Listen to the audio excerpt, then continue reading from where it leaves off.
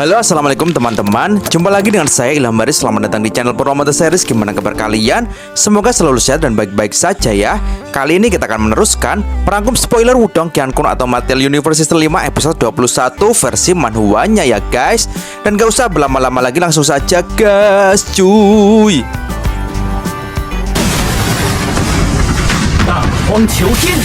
Di episode sebelumnya, Lindong telah memasuki ranah hasil besar Nirwana dan ia bertekad akan mendatangi dinasti Jurang Iblis dengan kemampuan barunya itu. Di dalam istana dinasti Jurang Iblis, para anggota pun mengeluhkan karena sudah 3 hari Lindong belum muncul juga, sehingga mereka jadi bertanya-tanya apa Lindong akan menipu mereka. Anggota yang lain pun menyahut, mungkin dia akhirnya menyadari kehebatan kekaisaran kita dan menyadari bahwa dia akan terlalu bodoh untuk mencoba melawan kita. Sedangkan anggota yang lain juga berkomentar, ini tidak seperti itu. Gabungan kekuatan laser dan orang-orang yang bersama dia cukup untuk mengalahkan beberapa Nirwana tahap atas. Mereka yang belum melewati kesengsaraan Nirwana tidak memiliki kesempatan melawan mereka. Tapi Lindong berhasil mengalahkannya. Kita tidak bisa meremehkannya. Siswan pun mulai berkata, hei, tidak peduli apapun, kita harus menangkapnya. Aku ingin menggantung mayatnya tepat di gerbang kota Jurang Iblis. Jika ada yang lengah dan membiarkan dia melarikan diri, dialah yang akan digantung. Jelas perkataan itu membuat semuanya pun panik dan berkata, jangan khawatir senior siswan, kami semua sudah siap. Bocah itu tidak akan memiliki jalan untuk melarikan diri jika dia berani muncul. Salah satu anggota pun lanjut berkata, senior siswan, senior besar belum kembali ke kota Jurang Iblis. Haruskah kita mengirim pesan padanya untuk memintanya kembali? Siswan pun menjawab, tidak perlu mengganggunya untuk masalah kecil seperti ini. Aku sendiri yang akan mengurus Lindong. Jika Lindong berani datang, tidak akan ada jalan kembali untuknya. Dan tiba-tiba saja siswan pun dikejutkan dengan kedatangan seseorang dan ia pun berkata, akhirnya dia datang. Berani sekali dia. Siswan pun segera melesat bersama para anggotanya untuk menemui orang yang mereka tunggu-tunggu. Dan siapa lagi orang itu kalau bukan Lindong. Sementara orang-orang di luar pun kini geger dan mereka saling berkata, hei, dia datang, Lindong ada di sini. Meskipun tidak akan mungkin membuatnya terkenal, tapi dia tidak akan memiliki kesempatan untuk menikmati ketenarannya itu. Ya, dikatakan bahwa siswan dari kekaisaran Jurang Iblis sangat marah. Dalam mimpinya, apa bocah itu berpikir dapat imbang melawan master tingkat atas seperti Siswan? Dan kini terlihat Lindong pun telah datang di kekaisaran Jurang Iblis dengan mengendarai Xiaoyan. Lindong yang masih berdiri di atas Xiaoyan dengan penuh percaya diri berkata, kekaisaran Jurang Iblis, datanglah dan ambil orang-orangmu. Orang-orang pun kini seketika juga dikejutkan oleh kedatangan rombongan Siswan. Siswan pun kini langsung menatap ke arah Lindong dan berkata, kau Lindong kan? Aku tidak menyangka kau cukup berani untuk benar-benar muncul di sini. Lindong pun langsung menyahut, cukup omong kosongmu, bawakan pil nirwananya kemari. Orang-orang pun kini juga ikut-ikutan tegang karena mereka akan menonton pertunjukan besar hari ini. Lindong pun dengan santainya berkata, aku akan memberimu 10 nafas tarikan nafasku. Jika aku tidak melihat pil nirwananya pada saat itu, akan kubunuh mereka semua. Sedangkan para tawanan pun hanya meringkuk di ekor Xiaoyan seperti kulupan. Siswan pun disitu lalu berkata, Lindong, aku sangat menghargaimu sebagai seorang yang berbakat. Jika kau rela membebaskan laser dan yang lainnya, aku bisa mengundangmu sebagai tamu kekaisaran Jurang Iblis dan kau akan diperlakukan dengan baik. Tapi tanpa basa-basi, Lindong lanjut mengatakan, waktu habis. Sepertinya kau tidak peduli sama sekali jika kekaisaranmu akan kehilangan orang-orang ini. Sambil Lindong mengeluarkan tombak yang akan menghabisi Laser dan kawan-kawan. Laser pun hanya bisa menunduk dan berkata, cok. Jelas hal itu membuat Siswan pun menyerah dan langsung berkata, Oke, kau menang. Lindong pun segera menyahut, sini, serahkan pil nirwananya. Siswan pun juga langsung melemparkan 1 juta pil nirwananya kepada Lindong sambil berkata, akan kuberikan pilnya dan cepat kembalikan orang-orang itu. Lindong pun juga tak lupa menerawang kantong itu dan ia pun berkata di dalam hati, aura nirwana yang bocor menandakan memang ada 1 pil nirwana di sini. Ini tidak terlihat seperti jebakan sih. Aku bisa menyimpannya tanpa khawatir. Lindong pun segera melemparkan tawanan kepada Siswan Dan ia pun langsung pamit dan berkata, "Haha, terima kasih atas keramahannya ya. Jika ada kesempatan nanti, mari kita bicara lagi dengan baik-baik." Tapi jelas Siswan pun tak terima begitu saja. Siswan pun kini melemparkan anak buahnya ke samping, dan ia pun menatap Lindong dan berkata, "Bocah, kau pikir mudah mengambil pilihan Nirwana dari kekaisaran jurang iblis kami begitu saja? Jika aku membiarkanmu pergi hari ini, bagaimana bisa aku masih berdiri di tempatku sekarang ini?" Siswan pun kini menembakkan sesuatu, dan energi itu langsung menghadang Lindong. Energi itu pun langsung pecah menjadi banyak dan membentuk kurungan untuk mengurung Lindong. Siswan pun kini mendekati Lindong dan berkata, "Bermimpi merebut sesuatu dari kekaisaran jurang iblis dengan kekuatanmu saat ini. Kau benar-benar naif sekali. Aku sudah memberimu kesempatan, tapi kau tidak mau mengambilnya. Sekarang kau sudah kehilangan kesempatan terakhirmu." "Iya!" Siswan pun mengerahkan tenaganya dan langsung melesat dan dahwar. Siswan pun dengan cepat memberikan pukulan kepada Lindong. Lindong pun segera menangisnya, tapi pukulan itu membuat Lindong terpukul mundur. Siswan pun terkejut karena Lindong ternyata mempunyai tubuh emas nirwana.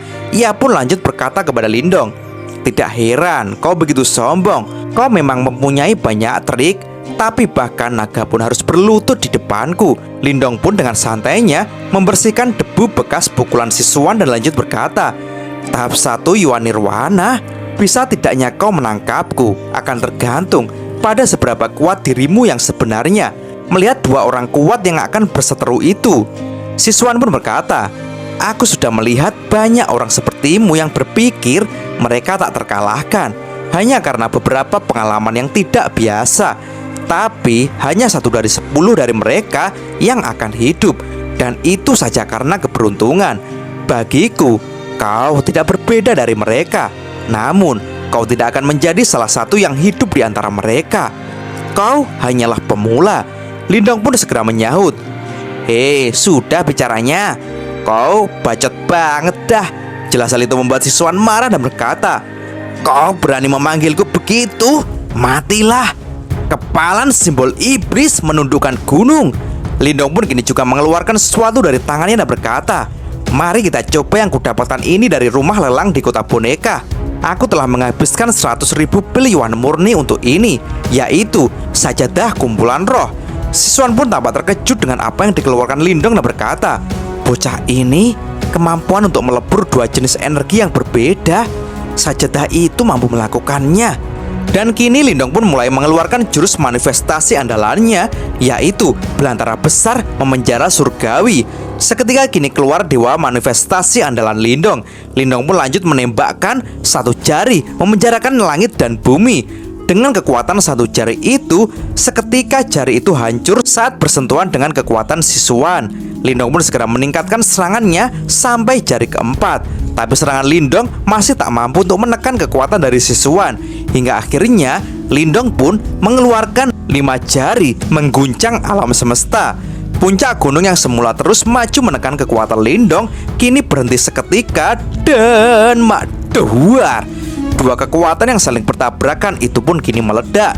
Siswan pun terpental mundur. Ia menilai kalau seni bela diri Lindong itu sangat kuat. Dan kini terlihat harta sajadah Lindong pun kini melayang di situ. Melihat hal itu, Siswan pun segera melesat untuk merebut harta Lindong dan berkata, "Harta seperti ini seharusnya tidak dikendalikan oleh orang sepertimu. Serahkan padaku." Lindong pun berkata di dalam hati, "Tidak, dia ingin merebut sajadah kumpulan rohku." Lindong pun kini mengeluarkan jurus dari kekaisaran cahaya suci, yaitu Gajah Suci meruntuhkan langit. Siswan pun segera menahan serangan itu, sekaligus ia juga akan meraih harta Lindong. Lindong pun berkata, "Dia mengabaikan seranganku dan langsung menuju sajadahku. Mimpi saja kau." Lindong pun dengan cepat mengaktifkan sajadah itu. Seketika kekuatan Gajah Suci Lindong pun meningkat dengan cepat. "Nyala!" teriaknya.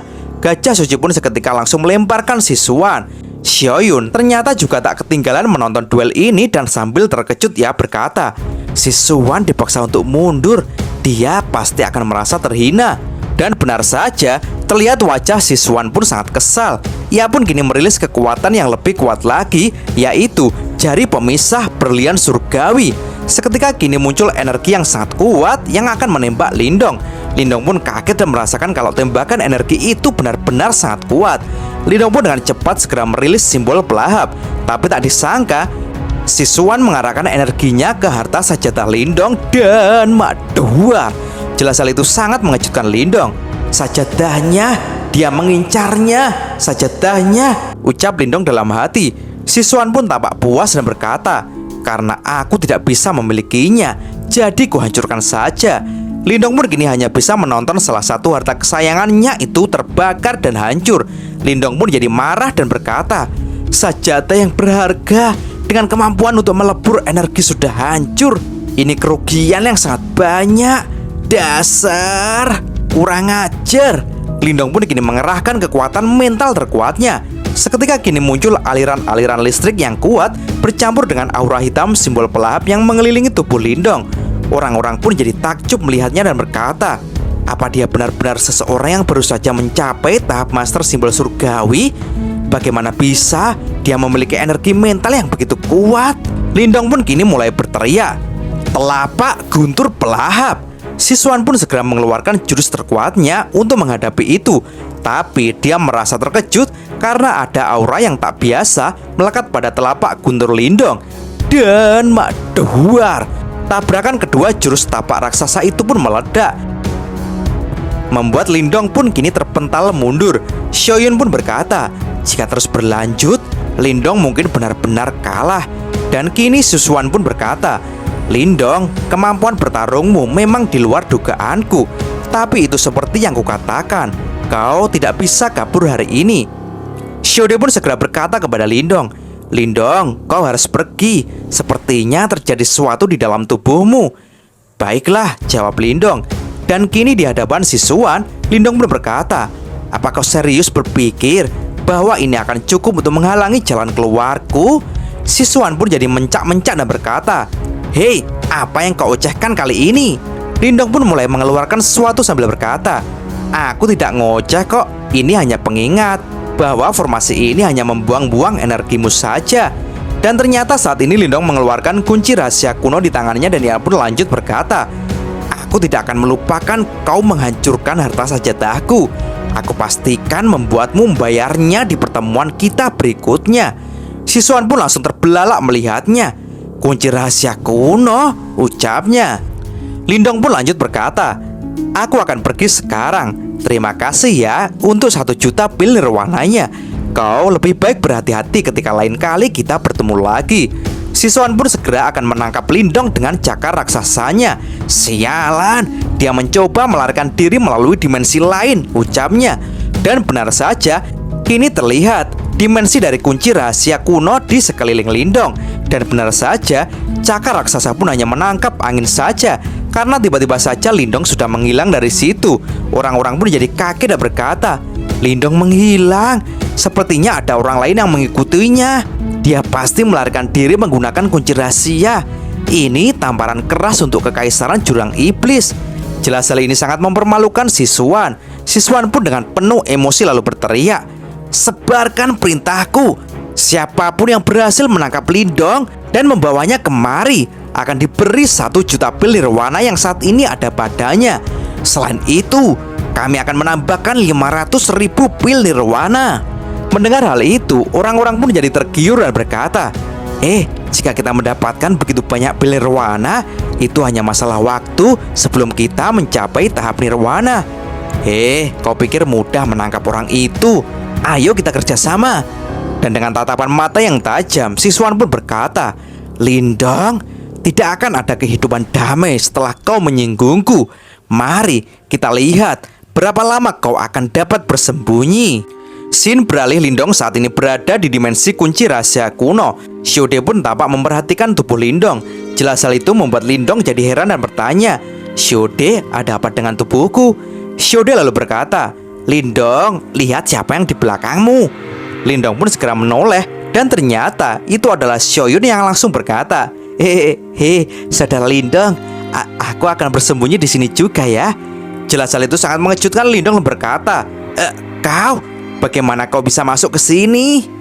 Xiaoyun pun menjawab, aku berlari secepat yang aku bisa dan masuk bersamamu. Lindong pun berkata lagi, Apa kau belajar dari Mu Hongling? Pergilah jika kau tak punya urusan di sini. Kami memiliki masalah penting untuk diurus. Xiaoyun pun lalu menjawab, tolong jangan lakukan itu, saudara Lindong. Aku mengikutimu ke sini karena aku telah menyinggung kekaisaran jurang iblis juga. Rupanya laporanku mengenai kau mengalahkan Leise merupakan aib bagi mereka. Jadi mereka memburuku kemana-mana. Lindong pun lalu balas berkata, baiklah, kubiarkan Xiaoyan untuk mengawasimu. Jangan berpikir untuk menggangguku atau melakukan sesuatu yang aneh-aneh ya. Xiaoyun pun jadi agak ketakutan dan berkata, Oh, baik. Lindong pun kini mulai mengambil posisi bersila dan berkata kepada Xiaode, baiklah Xiaode, mari kita lihat apa ini semua. Sedangkan Xiaoyun pun hanya terdiam tak bergerak dan berkata lirih, Tuan Macan, tolong jangan maam aku ya. Dan kini di dalam alam bawah sadar Lindong pun saat ini melihat sesuatu dan berkata, ini seharusnya formasi sihir yang tersembunyi di dalam sajadah pengumpul roh. Ini dapat melebur dua jenis energi. Formasi sialan ini menyerap kekuatan Yuanku. Xiaode pun lalu berkata, formasi sihir menghasilkan lebih kompleks dan fusi rumit, seperti mengkombinasikan dua atau lebih berbagai jenis energi. Ada 3 jenis energi yang mengalir di dalam tubuhmu. Jika kau bisa menguasai formasi sihir ini, seni bela diri yang didukung oleh energi menyatu. Seperti itu pasti sangat kuat sekali. Lindong pun lalu berkata, aku sudah mencobanya sebelumnya, tapi aku tidak bisa mengendalikannya. Xiaode pun lanjut mengatakan lagi, kemampuanmu saat ini memang tidak cukup untuk melakukan itu. Harus ada item yang bisa menekan kehebatan formasi sihirnya.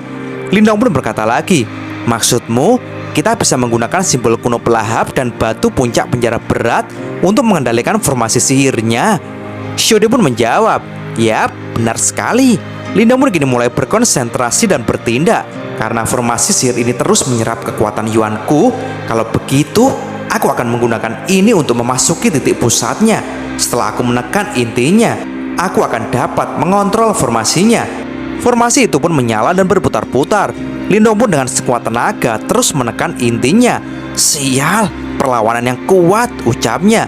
Lindong pun lanjut berteriak, tidak peduli seberapa kuat kau hanyalah sesuatu yang ditinggalkan. Selain itu, ini ada di dalam tubuhku dan aku tidak bisa membiarkanmu melakukan hal yang berlebihan. Pergilah dan maduar. Kini muncul ledakan yang kuat. Lindong yang masih berkonsentrasi pun berkata, meskipun aku kehilangan sajadah kumpulan roh, tapi aku mendapatkan formasi alam semesta kuno yang bahkan lebih kuat.